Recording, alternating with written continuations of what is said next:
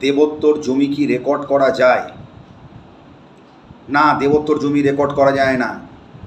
দেবোত্তর সম্পত্তির জমি কখনো জেনে বুঝে কিনবেন না। দেবোত্তর সম্পত্তি যদি জেনে বুঝে কেনেন, পরবর্তীকালে সেই জমির কিন্তু কোনো রকম কোনো মিউটেশন আপনি কিন্তু করে উঠতে পারবেন না।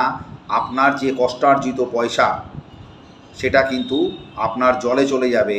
তাই যখন জমি নেবেন অতি অবশ্যই দেবোত্তর জমি জেনে বুঝে কিনবেন না।